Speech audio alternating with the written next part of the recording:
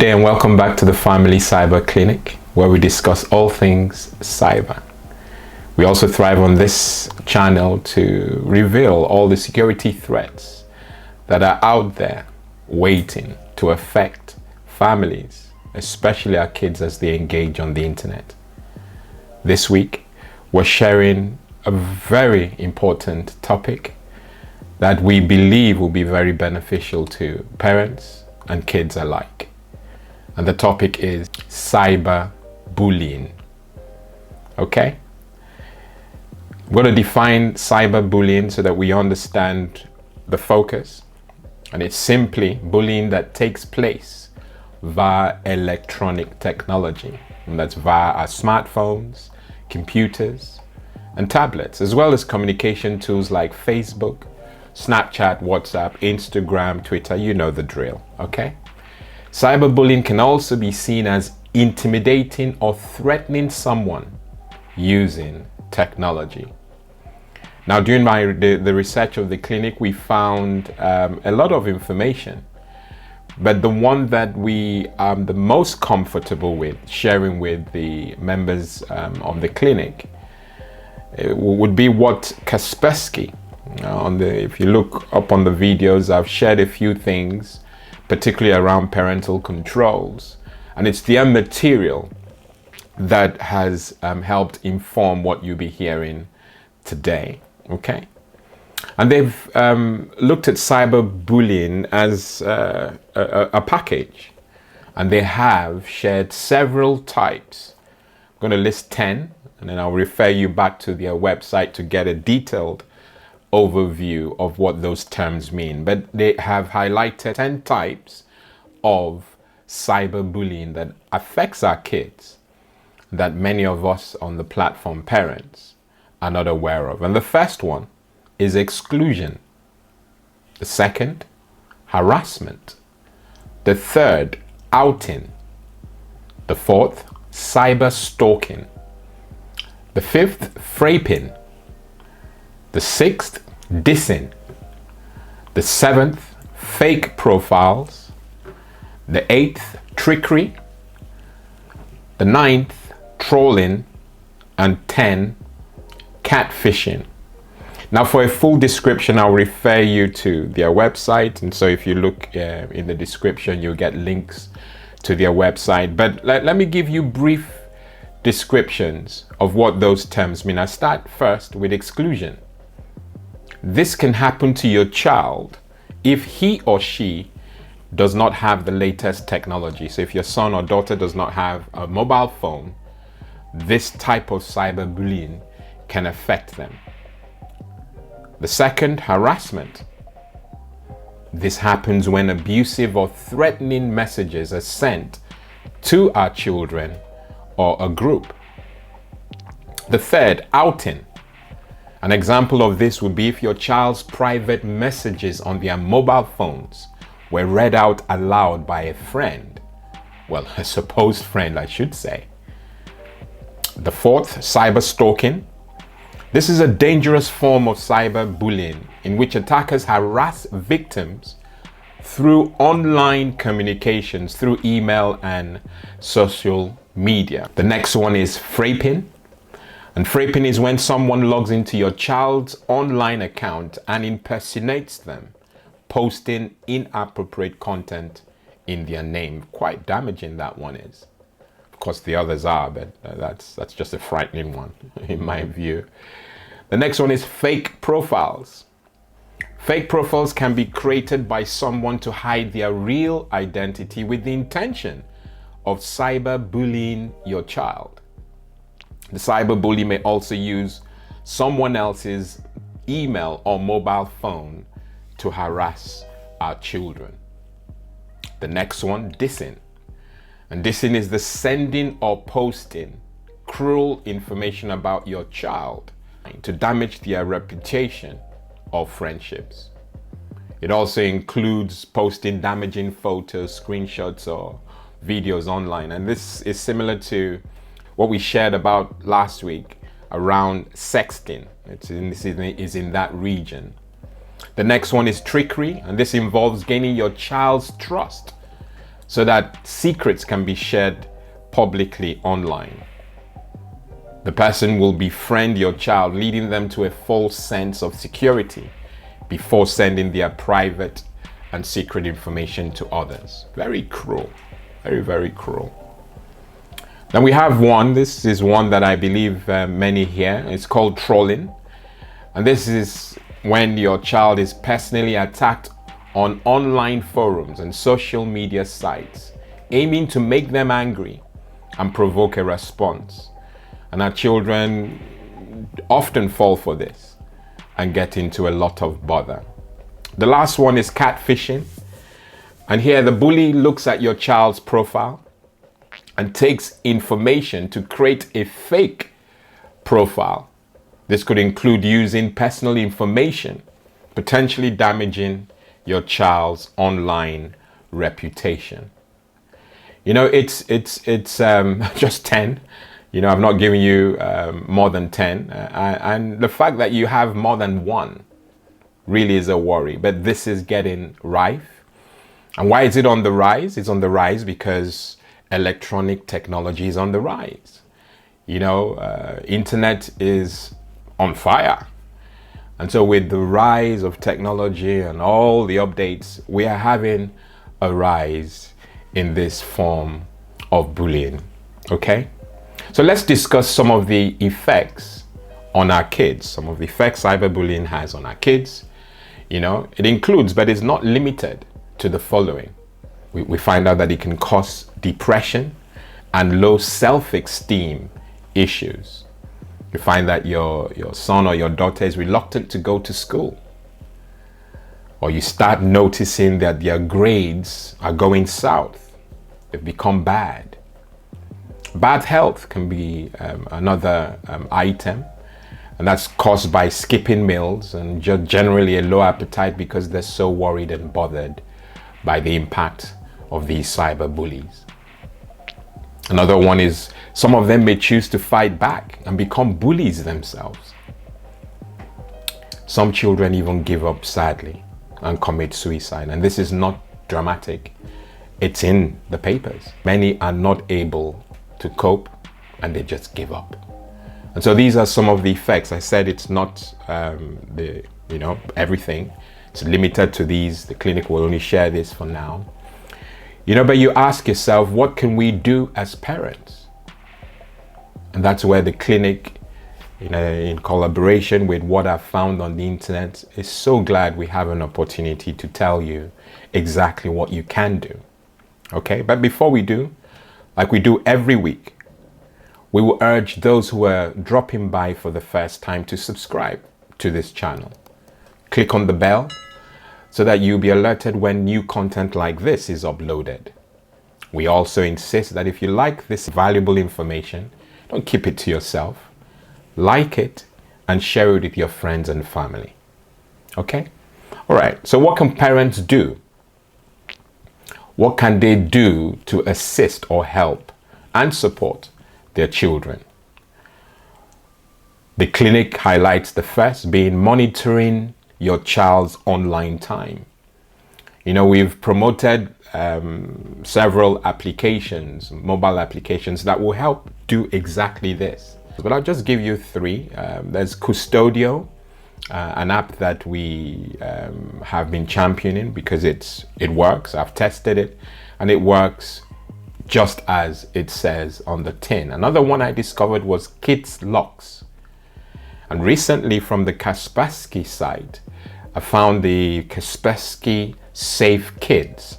Again, these are all apps that will help you monitor your child's online time.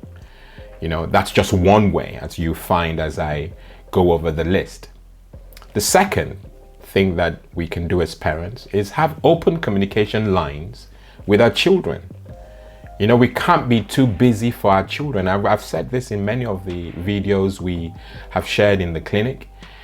Let's make time. It's an investment that will, in fact, the investment is just huge.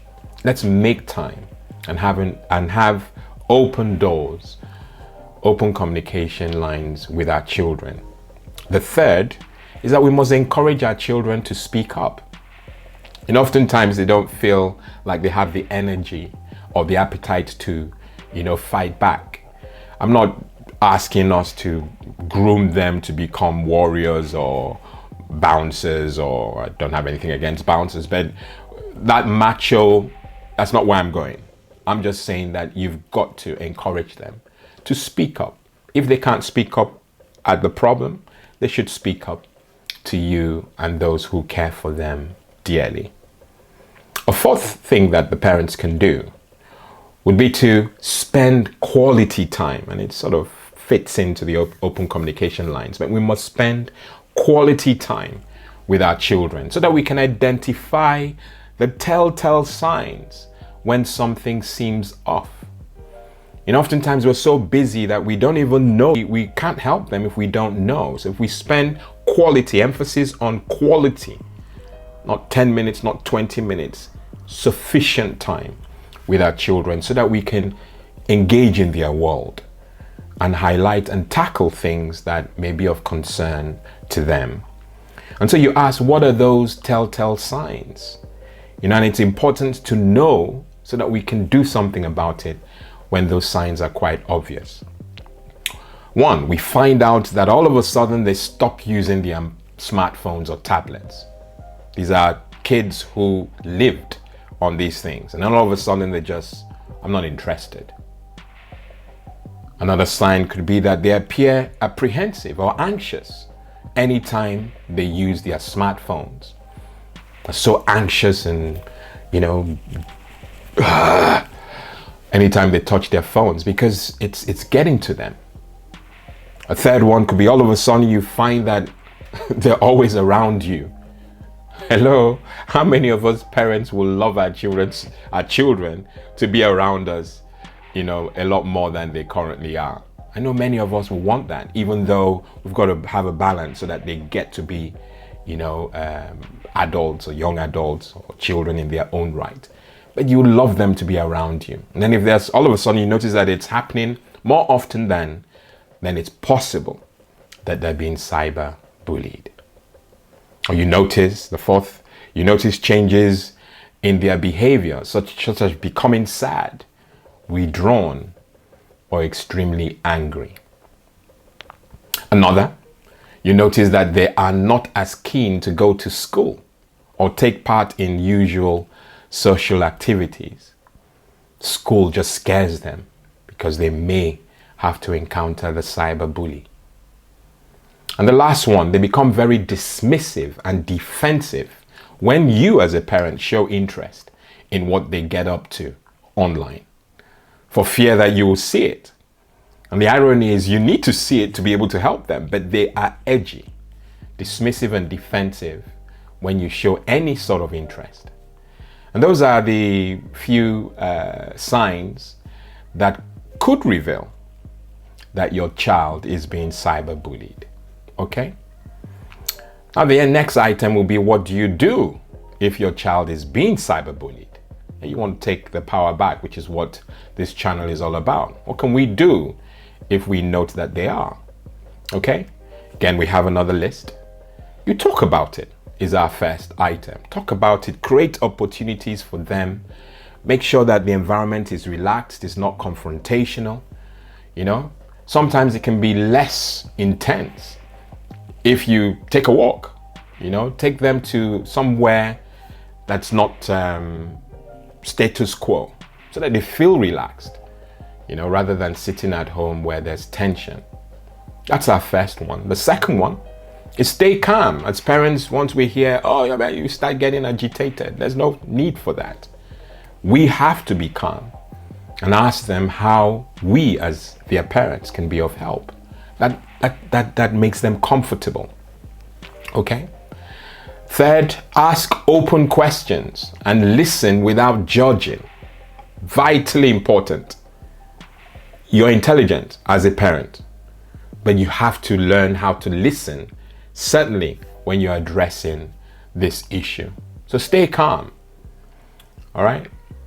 The fourth, praising them as we talk to them. Some may think that's patronizing. No.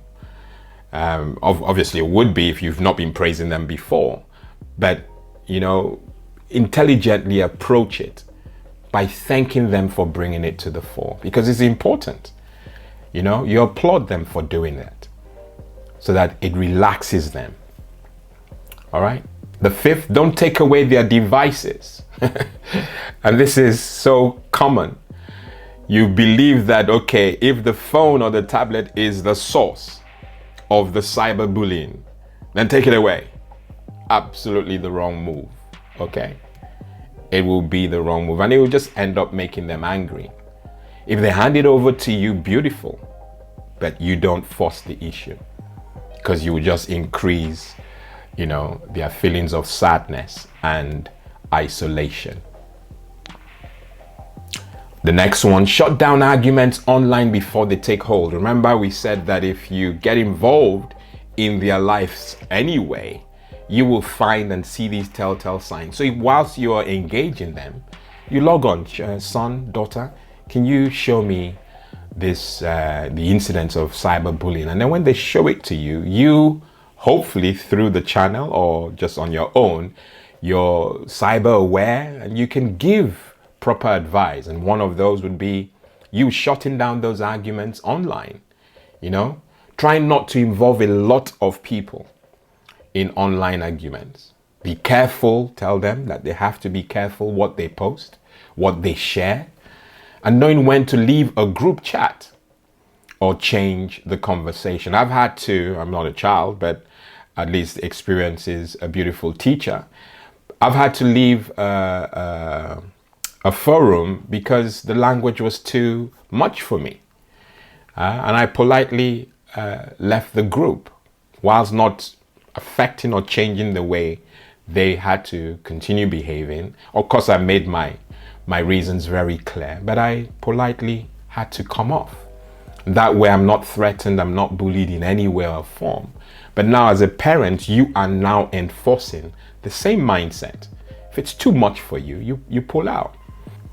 Another one is you report it to the school authorities. There's a website I've referenced many videos ago, you know, and they have guidelines on how you can, you know, make these issues known to the school authority. They even have a letter, a template that you can write. Don't give up. The school has a legal duty to prevent all forms of bullying, okay?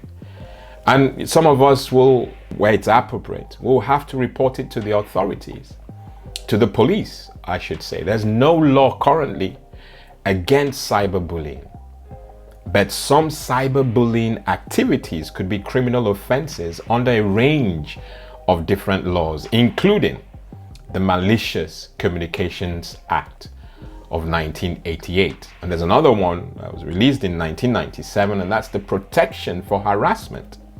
So if the content is sexual, targeted at your child's race or ethnicity, gender, disability, or sexuality, if threats are being made to harm your child or incite your child to harm themselves, then you must report it to the authorities. Some types of bullying are illegal. Okay, so that should be comforting for us, that many who think they can get away with this should be aware they can't, because it's against the law to do some of these things. Okay, right, as we do each week, I read this on the BBC, and I pray to God that this has not come or is affecting anyone on the platform. If it has, please do share.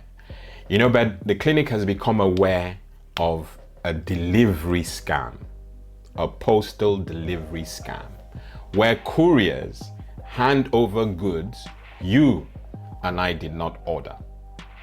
It's a scam involving a mobile phone delivery, you know, and it's affected several families to date. And it simply begins with a knock on the door, typical knock on the door when a delivery comes to your house. So the chap knocks at the door, and the top of the range phone gets handed over to you, you know, by this legitimate courier firm. The package has the homeowner's name on it, but you as the parent or the homeowner have no recollection that you've ordered such a phone. And those who think the Christmas has come too early, believe me, it will bite you. So honesty is king right now. But before you have time to work out why you are holding a sparkling new phone or new tech, you get a second knock on the door. This time it's a different person, but dressed as a courier. We didn't mean to deliver that package. It was a mistake, they will say, before requesting the item back. And of course, you being honest will hand it over. So those who do the right thing and hand over find themselves paying for their honesty. At no point will this clinic subscribe to honesty, not paying. Always be honest. The ploy is pulled off by scammers who, having managed to get hold of your personal details, place an expensive order to your house, then set up camp outside your address on the day of the delivery before attempting to intercept the courier. If that fails, they will pretend to be a courier themselves and attempt to convince you to hand over the package. I don't know where they get the time, really, but it's happening, and there's proof, certainly on BBC, people who have been stung by this, okay? So the clinic advises and recommends that you call Action Fraud for advice if this has happened to you. Even if it's happened to you before, you can still contact Action Fraud, who may be able to help. You'll find their details in the description. Okay? Be safe. Again, as we do each week,